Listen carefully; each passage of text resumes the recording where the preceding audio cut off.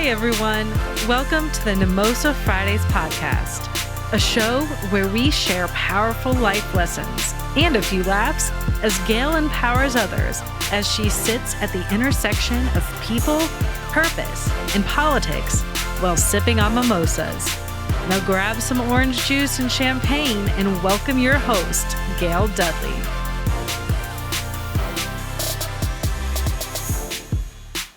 All right, y'all. Time for me to bring this sister on. I just love her. Y'all, she is coming to us from Arizona this morning. And that is, she over here cutting up, y'all. Y'all can't even see her yet. That is Aleatheia. Boom. What's up, girl? How are you? Good morning. I am great, like really great, like overly great. Yay! Y'all, the reason I'm bringing Aleatheia on here this morning, she and I have been in several conversations. We are friends. We met each other and it was like 5 minutes later, we were like, I don't know. We were cutting up. They probably wanted to kick us out of this event, but whatever. Literally. Yeah, she said, But y'all, we got into a conversation yesterday when I was talking about how Americans are now at a place of drinking and how women who maybe have 5 children, maybe 3 in elementary school, 1 in preschool, one a newborn, how she came home from her corporate job and she found herself in Aldi's and got the winking out for $3.99 like the most of us did. And now she is just drinking ongoing. We started talking about trauma. We started talking about issues that we hide from and the masks that we wear. And I was reminded of Aleatheia's story. And Aleatheia, every question I'm asking her, y'all, she gave me permission to ask. She wants to share this. And I'll start, and here's the reason why I wanted her on the show. Not too long ago, it's about a year now, right, Aleatheia? Almost 2 years. Almost 2 years. Her husband suddenly passed away. We're talking a businesswoman, a minister, a photographer, a business owner, her own career, things that are going on in her life. And she pretty much became paralyzed from that. So much so, she was being suffocated. She was suffocating herself. She talked with me about her weight. She talked with me about her emotions, her mental state, her mindset. And then she also, in our conversation, she said to me, I was ready to commit suicide. So y'all, after our conversation yesterday, I thought it was only fitting to bring her in and for her to just briefly share her story. She only has about 3 to 5 minutes, but she's going to briefly share her story. But she's also made herself available to speak with any of you after this broadcast. Y'all, if y'all know someone who is struggling right now, if y'all know someone who has lost a loved one, if y'all know someone who just needs to hear someone's story to see how they hit bottom, but now y'all, she's on a new ventures out of this world. My God. You want to share this video or you want to contact somebody and say, hey, get on here right now. You're getting ready to hear from someone. Y'all, she woke up at 3:30 to get all cute. She had to have. And so she's 3 hours behind. So I'm going to turn it over to you, Aleatheia, starting with this question. I'll come off the screen. I'll let you take over. How did you get through? That's my question for you. How did you get through from loss to thinking about suicide, seriously thinking about suicide, to now a new adventure? I know I only gave you a short time, but go ahead, take it over. All right. Thank you so much, Gail. I really appreciate that. Good morning, everyone. Good morning, everyone from Arizona. Great question. I get asked that question a whole lot, is how did I make it through? And it was, through everything that I went through, the first 90 days of my life was horrible. I just remember taking meds and, I hated waking up every day, right? I remember calling 911 because I was just ready to end it all. And I just remember being in that mindset of, I can remember a little bit because a lot of it is kind of blank to me. It's kind of like a blackout area to me, but the most that I can remember is calling 911, telling the doctor in the hospital where I was at and what I wanted to do. And I hated waking up every day. So 9/23/2019, my life changed like drastically, like that quick, in 8 hours, right? And just when I got out the hospital and I came home, and I realized that that day, okay, the Lord must got me here for a reason. I was angry at the Lord, and I'm just being honest. I said, Lord, we did your will. We did everything you said do. I said, I don't understand. I said, my husband, I used to joke with him all the time. I said, you just super deep. And so basically, he loved you too. So I'm like, he loved you. I loved you. We did what you said. How can you do this to us? And how could you do this after 18 years? Why would you do this? And so I said, okay. So when I realized that I was still here, I started being happy about waking up, right? And so basically, when I began to, every time I woke up, I said, okay, I woke up, I breathed, I took my time, I woke up every day. I mean, it was a struggle. I remember not even sleeping in my room because that's where he was found at, right? And so basically, I was sleeping on my pull-out couch in the living room, and I did that for several months. And one day, the Lord hit me, and he was just like, wake up. And he held me and he hugged me, and I could just feel his arms around me. And I couldn't understand why he still chose to hug me, even though I was angry with him. Does that make sense? And so basically, when he hugged me that day, I actually got up, I got my shower, I called a coworker, and I said, please come go with me. I'm ready to find me an apartment.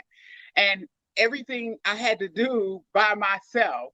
So all of these things I had to do by myself, I had never done before, finding a place, signing lease, and things like that. And so basically, that particular moment when I realized that God still loved me, I was about that, right? I was beginning to be happy about up. I was still medicated. I was still on medication for depression and things like that. And so I could just remember one day just sitting there holding myself and rocking and things like that. And, I just decided one day to stop taking my medicine too, right? Because now I figured out that the Lord loved me. He still hugged me. He's still, he's still there. He's not mad at me, even though I was still at him for taking my, right? I'm like, okay, so things had to change. So my life began to change. And it changed for the better. My cousin has had a family gathering in Tuscaloosa, Alabama, and he had a family gathering. And I just that one day picked up my phone and got online and ordered a ticket. I ordered this ticket and I went to Alabama at the end of January. And I remember, and this is my 4th month out from losing the love of my life. That particular moment, I had my aunties all surrounded around me, and we was at a lake, and I said, I'm ready to allow my husband to rest, right? So at that moment, we was at a lake, and this lake is where my mom and all her sisters and brothers grew up on. What better way to tell my husband, okay, I'm ready to allow you to rest so that I can live, because me and my husband conversated about this. He told me, he said, after a 12-week marriage class, came to me and said, okay, we need to talk about if whoever go first, right? And it was just the most uncomfortablest conversation ever. And it was in 2017. And he said, if I was to go first, you have to make me a promise that you still gonna live. And I was like, it was just one of them conversations. I was just like, I really just don't want to talk about this. I don't understand why you want to talk about this. This is crazy. And so he said, yes, you have to promise me that you're going to live. And if I go, here's where all my words are. They're in my Google Drive. You're fine. You're going to be taken care of. We got life insurance. Like, he just gave me everything, right? And so I was just so I was just so outdone because, again, I was so numb during the whole process. The only thing I did was showed up at the funeral home to make the payment. My friends took care of everything else, and I showed up at the service. I was just numb to all of it, right? And so, but that day in Alabama, when I released him and I said, I'm going to release you, I'm going to let you rest so I can begin to live, right? So it still took months and months for me to go ahead and do that. But at the same time, I wasn't on medicine no more. So I'm like, I mastered depression, right? Nope, I didn't master it. So I'm like, okay, what's going on? What's going on? And guess what? The Lord reminded me that you forgot to talk to me. You forgot to come to me and tell me, you forgot to appreciate this. You forgot to, appreciate this area and that area. And, he just started showing me different things. And finally, I was like, oh, I really got to talk to you. I mean, seriously, that was my struggle. Nobody, I mean, if people didn't, I mean, people always say, oh, I went to the Lord. Oh, I went to the Lord. I didn't go to the Lord. I'm just being honest. I'm being transparent. I did not go to the Lord because I was angry with him. I was angry, right? But sooner, about 6 months down the line in 2020, now remind you, I'm going through grief. I'm going to grief share classes. I'm on counseling every 4 days. I'm at my therapist's office every 4 days. I'm literally still going through 2020, and here comes COVID, right? So not only am I quarantined, I'm grieving, I'm a mess. So I'm a whole mess. And so, I mean, it was some days I couldn't even drive. I would have to Uber to my appointments because I was just such a depressed mess, right? And so again, once I came off of the medicine and became to, just getting myself together, I woke up and said, today is the day that I'm going to find out who Aleatheia is. So I never knew who I was. I didn't know who I was. I took care of my mom. I took care of my dad. I took care of my husband. I took care of my kids. I owned a in-home daycare for 20 years. I did photography. Everybody was important to me but me. So that's what happened to me. I finally found out who Aleatheia was. So once I found out who she was, she began to live, right? And so that was exciting. The journey has been exciting to me. It's been exciting to me. I mean, I did everything. People, when people say that they go through, things and they hide behind what they went through, I don't hide behind what I went through because I didn't know that my story was going to help somebody else, right? I did the drinking. I did the whole, I even tried marijuana, stuff that I ain't even tried before. I was messed up. I was literally messed up. I'm telling you, listen, if you don't believe in getting help, you need to believe in getting help. I did not know. I used to joke about people, you need to go sit on somebody's couch. And here I was sitting on somebody's couch in 2019. And I ain't ashamed of it, okay? I am not ashamed of sitting on somebody's couch. I ain't ashamed of getting some help. It's all right to have a therapist. I still got a therapist today. He's my same therapist. I just did my counseling yesterday. I'm just not ashamed, but I'm a better me today because of it. So I would say that anybody that is going through whatever you're going through, if you need help, get help. If you don't think you need help, you do need help. Usually that's the time when people think they don't need help, that's when they really need help. And that's what I found out for me, is that I really needed help. But I tell you what, to God be the glory, I made it. I'm standing today. I'm happy within who I am. I allow my husband to rest. My heart is at peace. Now that I'm learning who I am, I woke up, I had weight loss surgery December 28th because my health was battling after I lost my husband, my blood pressure, my everything, my numbers. I wasn't diabetic, but my blood work, everything was just a mess, right? So I decided to take care of me once again. And December 28th, I had the weight loss surgery. I am down 80 pounds. Yay! So I had the weight loss surgery. I went from 3 blood pressure pills to 1, which is only 5 milligrams. I am no longer on depression medication. I'm just happy. I began to travel. I left the country for the first time in my life. I own my first passport as of 2020. I used my passport as of 2021. Listen, this new journey that I have, I'm just excited about. And I was more excited. I was kind of like, oh, you want me to share your story, but share my story? And I'm like, you sure? I don't know if people ready for that. And so, and I've been humble, very, very grateful about sharing my story with anyone. I'm now an advocate for the Weight Loss Center as well. I actually advocate to women that's thinking about having the surgery. And let me tell you, I've been sharing my story, and I didn't know how much inspired I was about my own self. So what I did, I'm gonna say this, and I don't know if my time is up, but I was watching a movie and I fell asleep on this movie, and a quote came out in this movie, and this is the quote I stand on. I became a hero of my own story. So one day, anytime you're going through, always remember, become a hero of your own story. I'm my own hero, hero, however you want to put it. Listen, I wake up encouraged every day. Every day, my career has gotten even greater within my company. I just got a promotion on yesterday. Listen, God is showing out I told him, I said, whatever you're doing, keep on doing it. I'm here for it.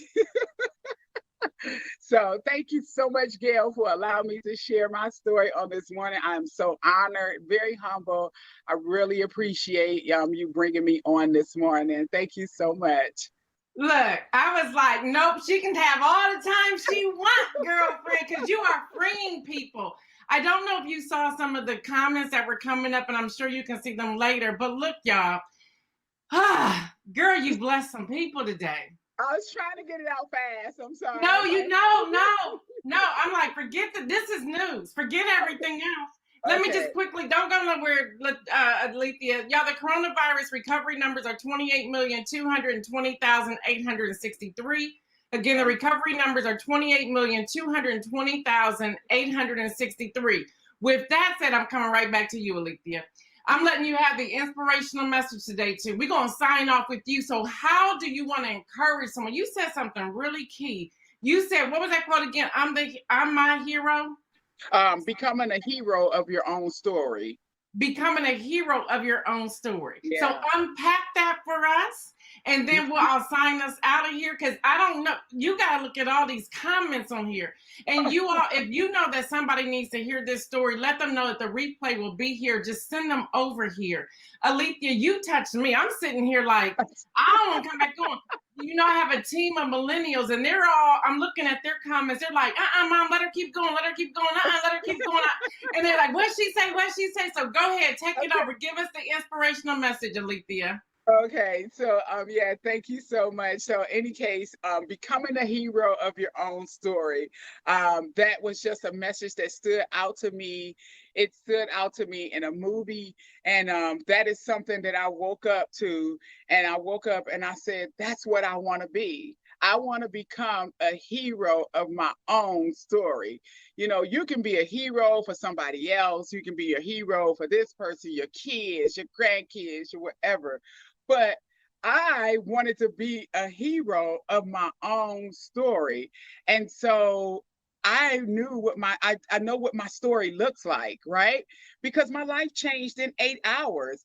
And I didn't go into the whole thing in the beginning, but this is what I wanted to share. This is how my life changed. My husband woke up at 4 a.m. in the morning. We're in the bathroom, brushing our teeth together, trying to hurry up because I'm on a cane, and he had to take me to work so that I wouldn't have to walk from the parking garage to my building. He took me to work, dropped me off, gave me a kiss, and said, I'll see you later, and have a good day. Did that. I called him about 15 minutes later. I asked him to text me some information I needed. He texted me the information that I needed. I texted him at lunchtime. I called him at my lunchtime. No answer. At 2 p.m. Arizona time, I got off of work. I called, no answer. Called, no answer. I tried to reach out to him on Facebook Messenger, no answer. I called my dog sitter. She's the only one in Arizona that had a key to my home. I said, can you, I don't even remember her name. Wow. I said, please go to my home, check on my husband because he's not here to pick me up. And this lady, she was so sweet. She went, and I can see my dog on the camera running around, but I couldn't see him. And so I'm calling out his name on this camera, and she called me and said to me, she said, just as nice and sweet, she said, yeah, your husband's here. He's asleep. I just can't wake him up. And I said, okay. Because she was real sweet. She wasn't in shock or anything, right? And she said, but he's real cold. And my heart dropped. Like everything just dropped. My heart dropped. It was just crazy, right? And I said, call 911. And so she said, okay. She hung up the phone. I hung up the phone. I called Lyft. I got me a Lyft. I was on the ride. That was the longest. I'm talking about the longest ride of my life. I pulled up to my home, and when I got to my home, I seen a bunch of police outside, and I just knew that because she didn't call me back, she didn't say anything, and so when I got home, it was a bunch of police standing outside our townhome, and I knew that this was not good. So I got out the car, and the police. Now this is one part I do remember. They was so rude. Let me tell you how rude they was, right? They said, are you Aleatheia Mason? Now remind you, I'm still trying to get out this car with this cane. I got one leg still stuck in the car. And they like, are you Aleatheia Mason? Yes, I'm Aleatheia Mason. Okay, John Mason has died. That's how they gave it to me.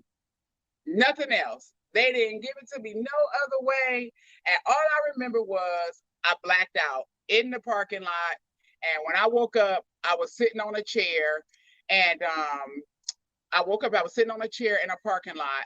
And there was a lady in my face. And she was asking me, can she pray for me? And she said, I don't know what's going on, but can I pray for you? And I'm just looking at this lady like, I don't know who you is. Like, what you talking about? I mean, literally, that's how I woke up. So in any case, that's the day on 9/23, I came home, right? So listen, that's the way I came home. But today, I stand today with joy in my heart. No more medication to help me get through the day. I enjoy and love waking up, right? Amen. No more not loving waking up. I love waking up because I know that every day I wake up, I'm still a hero of my own story. Oh my gosh, I love y'all. Y'all know what I say. Stay well, everyone. And remember, make some moves.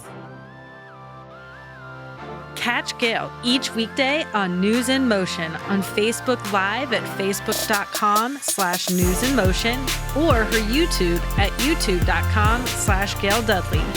You can also follow Gail on Instagram and Twitter at Gail Dudley and visit her website www.gaildudley.com. Until next week, as Gail always signs off, stay well and remember to make some moves.